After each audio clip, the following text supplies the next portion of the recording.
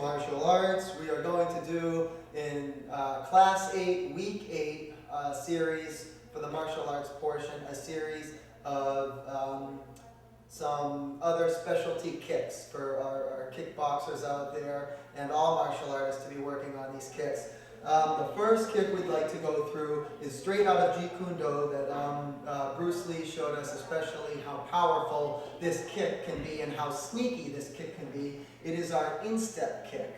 And so we're in our stance, again, knees bent, and we're having chin to chest, shoulders are ready to be up to take any punch to the side, and we're going to use the instep and come out just like so, kicking just like this. And so we're hitting right with the soles of our foot, almost as if, kind of in the motion as if you're passing a soccer ball, except you're thrusting it out there and you're giving a good kick, kicking just like this. And so it's very sneaky because I can be on the line ready to fight, and I can go ahead and I can throw something out there like a palm heel jab, but really I'm coming and following forward with that kick. And so, and you can even get, when you get very comfortable with this kick, you can even start to do a double strike, so you can start doing palm heel with a jab or a jab cross, but focus first on just getting that kick out there and just shooting in. And in real life, you're looking to hit the knee joint. Of course, you're not doing that in sparring. It's too dangerous. We don't go to the knees in sparring. But you'll see from the side here, same thing, that instep kick. Just coming forward.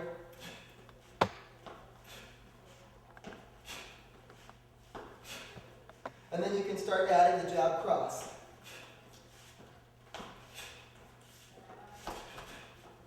And same thing here from the other side. You can throw eye flicks, same thing, just something to get somebody's attention up top to really drive through and kick low. And so that's the instep kick. We're also going to introduce what I call the sneaky shin kick. And this is a kick that goes straight in.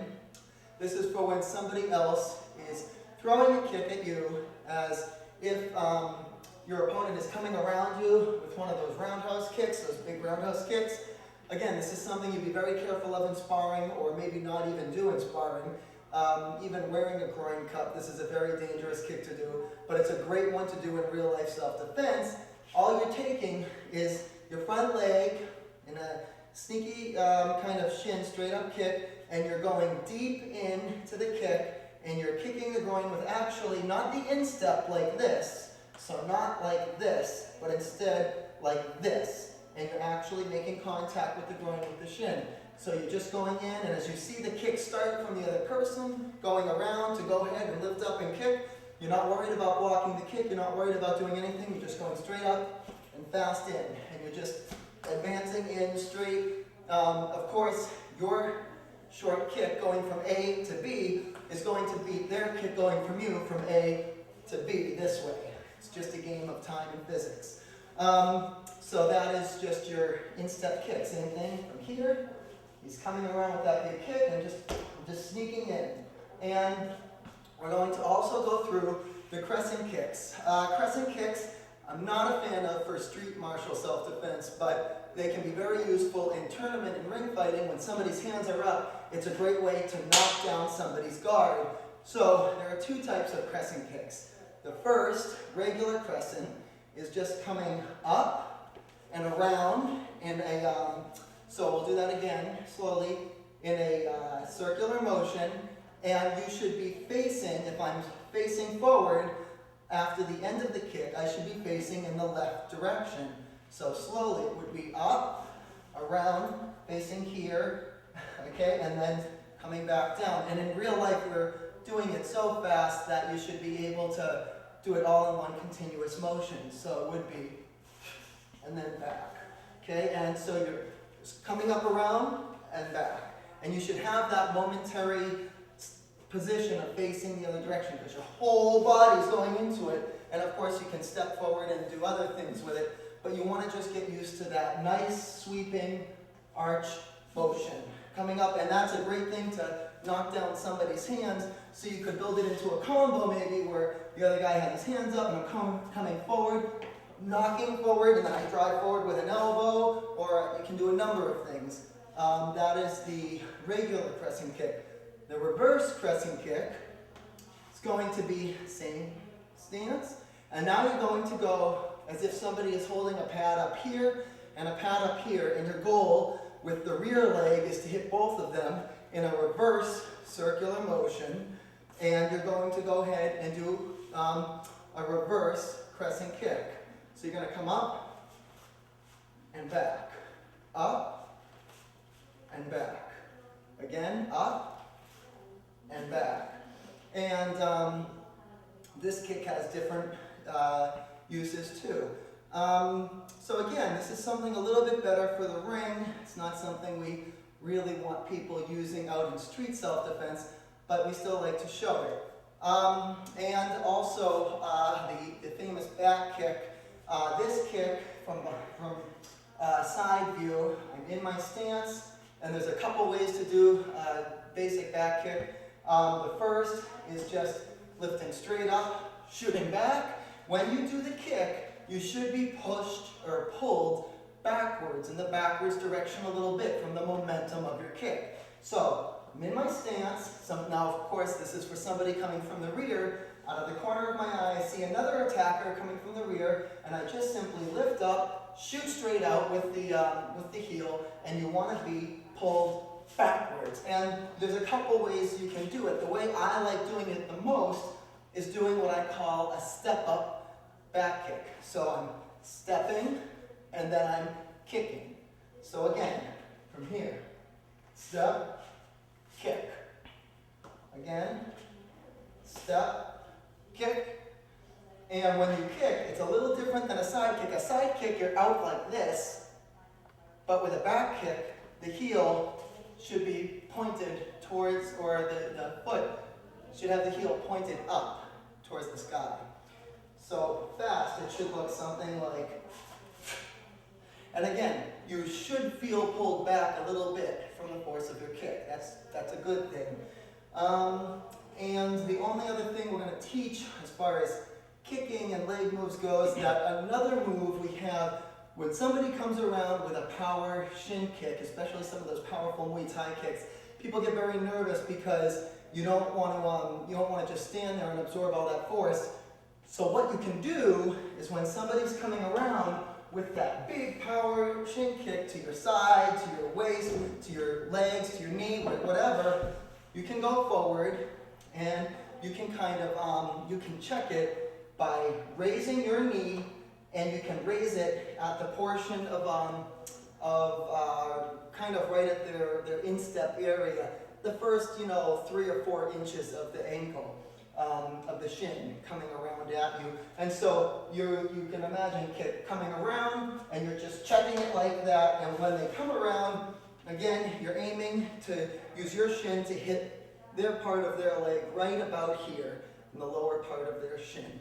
And so they're swinging around, and you're just checking it, and you're really, really driving right into it, and that's a pretty safe way to protect yourself from their shin kicks. Or, of course, you have the other variation of the sneaky shin kick, that just as somebody's coming around with a kick, you just shoot straight in with your shin to go to their groin, and that's a pretty efficient way to do it too. So that will conclude the Class 8, Series 8 for the martial arts portion this week. So add these kicks to your repertoire and enjoy. This is Army of Saints here with Class 8, Week 8 for our series on the cardio piece. The cardio drill this week is, again, beginning to incorporate our martial arts practice into good cardio aerobic activity. What we're going to do is we're going to do a series of ab crunches, but we're going to go ahead and incorporate some palm heel strikes into them in our palm heel chain punches. To remind you of our palm heel strike chain punches, you're remembering in your stance, you're just going palm, palm, palm, jab, cross, jab, except now you're going to do this mixed in with some crunches. So you're going to need a partner for this. You don't need any special equipment, just put a mat or a blanket down on the ground, and you're going to have a partner stand on their feet. And again, you're going to do this off and on for about 15 to 20 minutes for your full cardio workout. It's an excellent cardio workout. It's a very painful cardio workout, but it gets the job done. So I'm going to introduce one of my senior students, Ruby, to go ahead and come forward. And what we're going to do is she's going to go ahead and just be helping me out, standing on my feet, and you'll see how we work this exercise. And it's pretty simple. And again, you don't need any special equipment. And you just have your partner stand on your feet for stability. And I'm just going to go up, and you're going to go ahead, have your stopwatch going, and your partner can go ahead and be doing that for you. I'm going to just go up, and you're going to begin your cardio session now. You're just going to go up, and you're going to go, every time you come up, you're going to practice. You're going to go to each side of your partner. You're going to go ahead and turn a little bit and work your jabs. So it's going to be 1, 2, 3, open palm, again, thumbs tucked in, doing good form while you do this. Going to go down, up, 1, 2, 3. We have you move a little bit to the side because it works the obliques. You want to really work these intercostal muscles to strengthen the sides of your abdomen too. So you move a little bit to the side every time you go up. And so we're going to just continue to do this. And after roughly every 10 or 20, you're going to see that I hold in the middle to really get that burn, and then I'm going to continue. So we'll give like a 1-minute demo of what you'll be doing over the course of 15 to 20 minutes. And here we go.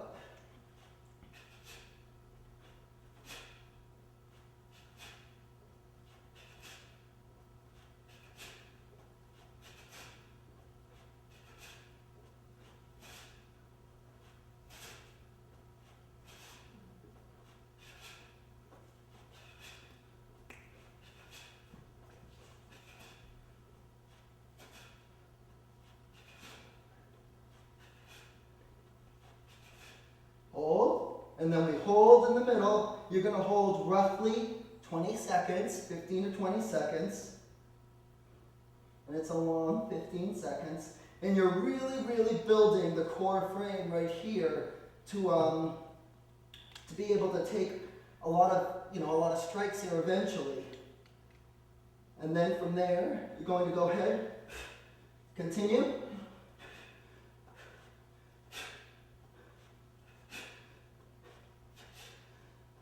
Try to keep your strikes clean. And remembering to really move to each side as you go back and forth. And, okay, that should be a great little 15-minute ab palm heel cardio workout for you to do and start building into your practice. And that concludes our cardio portion for Class 8, Week 8. Thank you.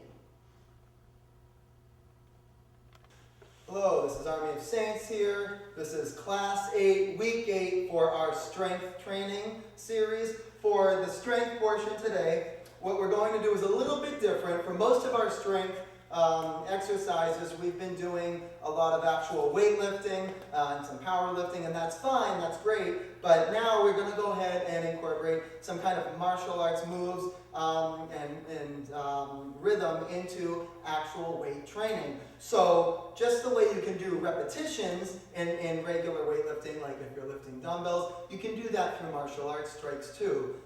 What we are cautioning people here now is when you do this, never attempt to use weights to go ahead and practice your moves fast. So, for example, I have a couple of nice, light, easy 10-pound weights, but what I'm going to do is I'm going to practice some of my movements with these in my hand. But what you're never going to do, and what you might see some people doing that are just people that were never educated the right way with martial training, is they might try to go out and use weights to try to go out fast like this and pop it out there. And that's in fact not only dangerous, it's counterproductive. It doesn't do anything for the fighter. It doesn't make you grow any better as a fighter. You use this for slow rhythmic movement. And so what you're going to do is you're going to be in your stance. We're going to start with a couple very simple sequences. I have my arms up, my hands up, and I'm doing just my traditional jab with open palm, of course, of what it would really be. We're doing jab, cross, round. Again, jab, cross, round. And we're practicing as that is one repetition. You'll do about 12 on each side, You'll be slow, methodic, controlled. Jab, cross, round. Again. Jab, cross, round. Again. Jab, cross, round. Now we can start building some other fun movements into it, like your uppercut. So you can do another set. Jab, cross, uppercut. Jab, cross, uppercut. Notice I'm not just using the upper body. My arms are moving every time with my waist. My waist is controlling all the strikes, just as if I was doing it in real fighting. So, so this is what I want people to work on, is some of your upper body arm moves with elbows or punches, but with a couple of like 5 or 10 pound dumbbell weights, and that's our strength training piece for today. We can also do it with elbows. Elbow, elbow, elbow, elbow, elbow, elbow. And so what is this really doing? Well, one, it's as a strength type training to go ahead and to build our core, to teach movement as one unified motion in our body, but it also adds to speed in real fighting, because we all know speed wins a fight much quicker than strength, raw strength. So what we're doing now is that same motion, that elbow, elbow, elbow, now it's so built into your movement, becomes fast. So it's just,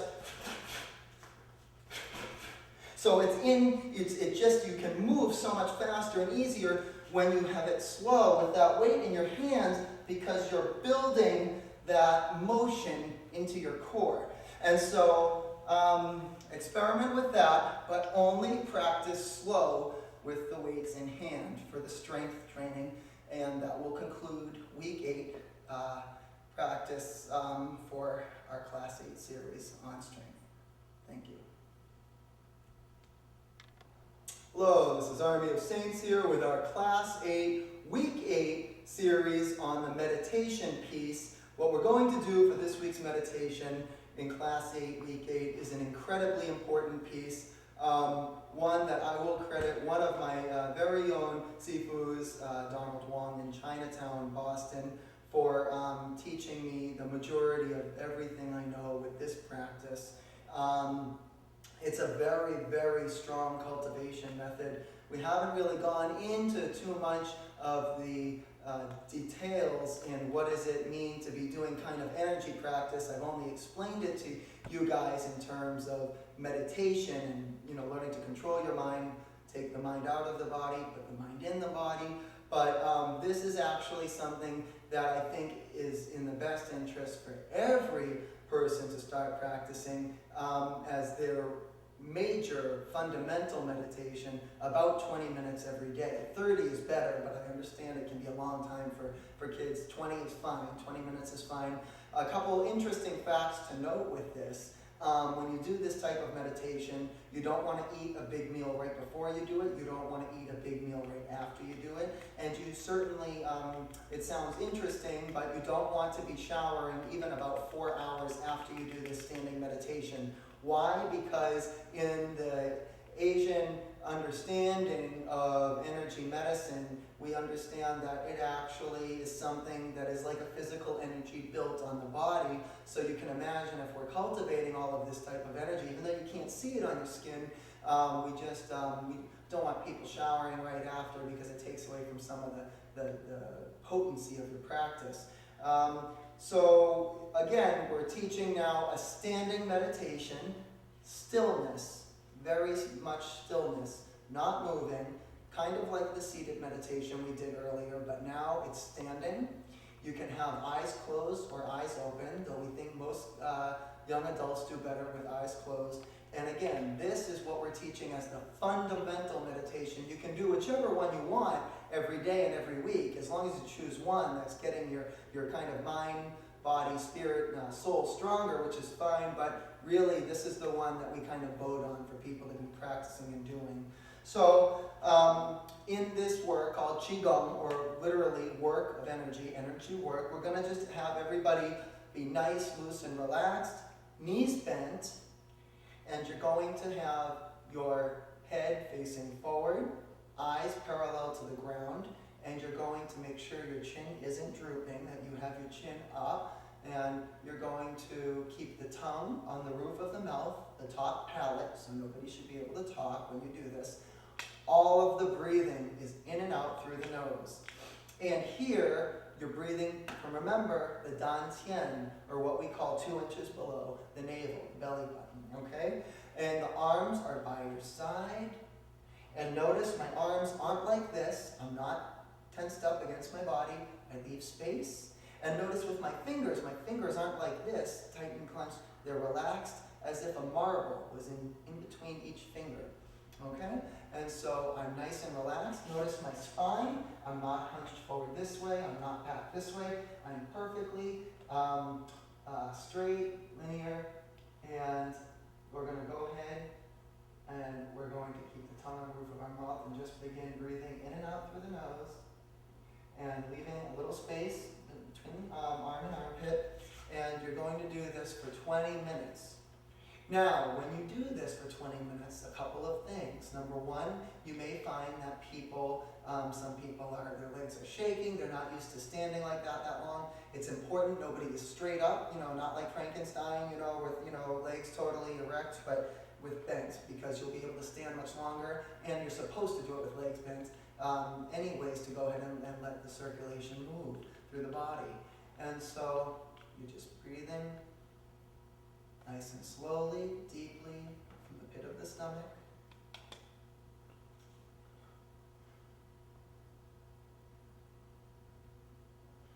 And it's really very simple. You're just standing. And you want to remember to have your palms facing the legs. So you don't want it out like this. You don't want it inverted like this. You want the palms facing your legs. And this is something you want to do for roughly 20 minutes. It seems very easy, very simple, but it in fact it's a grounding meditation. What is a grounding meditation? It's something that's teaching you to stay rooted. So rooted in martial arts culture and literature means when somebody goes to push me, I don't move. I am like a tree. And so that's something you want to practice about 20 minutes a day to get any real benefit out of it. You do it for at least 20 minutes. And again, this is your first introduction to what we call a standing meditation. So you're still, no movement, just breathing, and it's a standing meditation. Now we're going to go ahead and close up with our major 4 things that we're always reminding our students. Number 1, go through something in Class 8, Week 8 series that you really liked and enjoyed. It could be anything. And tell us why you liked it, and that you're going to incorporate it and start working on it every week. For the second thing, make sure you go through, and especially if you've really been starting to practice some of the meditation pieces, now's the time. At this point, you're about 2 months into the program. This is when you will see the kids, college or high school kids that are able to be a little bit more open and vocal about weaknesses they have that they might not have been able to say on week 1. But again, you guys are all, brothers and sisters, one team, a unit, camaraderie, right? And so you should be able to start being able to be a little tougher and honest with your own kind of emotions when it comes to things you need to work on. And if you ever can get to the point where you really can say it out loud to a group of people, you just grew twice in size. You really did. The third thing, the nutrition piece. Keep going back to the nutrition chart of champions. It's very easy to stray off the beaten path of what you should be eating in that chart. And, we understand there's fast food, and there's candy and junk food and variety stores. And, it's easy to get lost in the mix of eating, unhealthy food, especially in this country. But we really want you to start thinking about food on that chart. That's the way to be having, your strongest training with the right diet. And lastly, our job readiness piece. Think about any assignment or upcoming work that your AOS instructor has built into your curriculum. Again, don't look at it as homework. It's not like another, English or math assignment. It's something that's going to actually be very much in line with whatever you're going to do 5-10 years from now, and build on your future. So that concludes Class 8, week 8 for this session series. We will see you soon.